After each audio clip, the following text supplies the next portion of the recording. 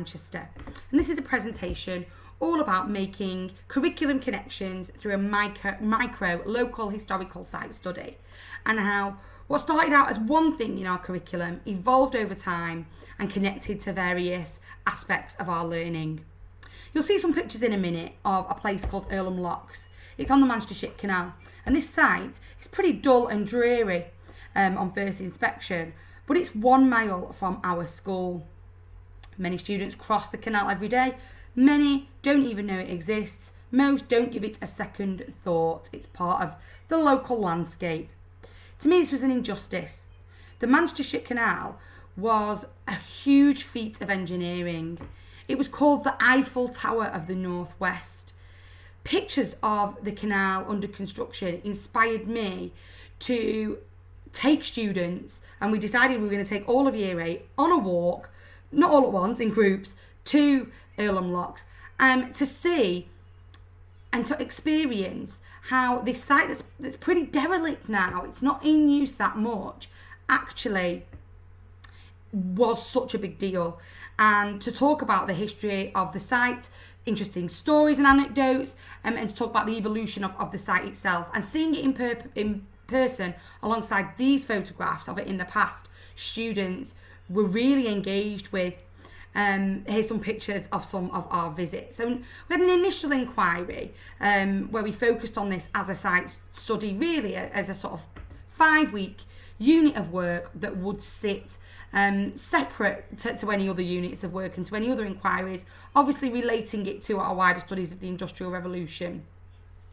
I created a lovely booklet that students would complete on the trip, before the trip, after the trip.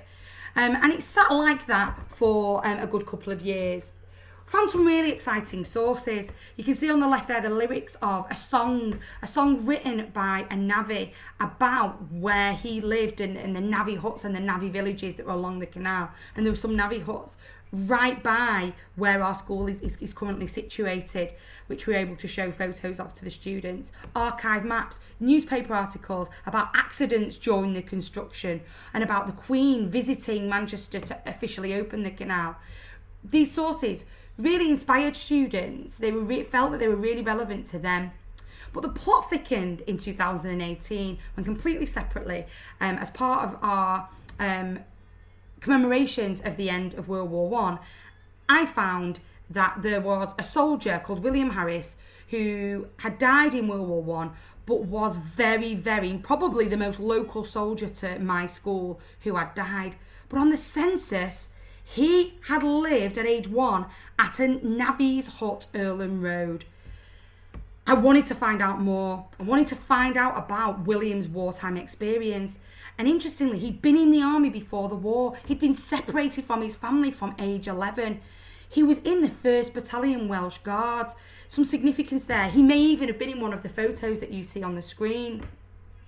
And by completing this research, we realised we could do a World War I inquiry, looking at the war through William's eyes, the sources around his life and death, and link it back to his childhood and to the story of his father as a navvy working on the canal, making all of those connections and really telling the story of William's life through our Year 8 curriculum.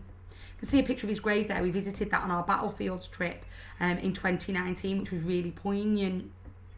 And really brought the study for many of our Year 8 students who'd studied the canal, the role of William's father as a navvy, and had looked at that whole story, and then looked at William's life and then visiting his grave. It brought that full circle. So my takeaway messages here is go local. The kids love it, and they love going to sites. They walked to this site. It's on their doorstep.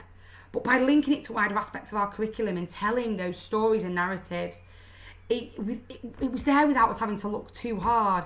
It really fascinated students and has inspired some of our students who are really weak in terms of literacy and who sometimes feel excluded from some of our more in-depth historical inquiries and materials that we might study where they're more challenging. The best bit here, and this is a picture I had to include, on our trip last year, our students saw a boat.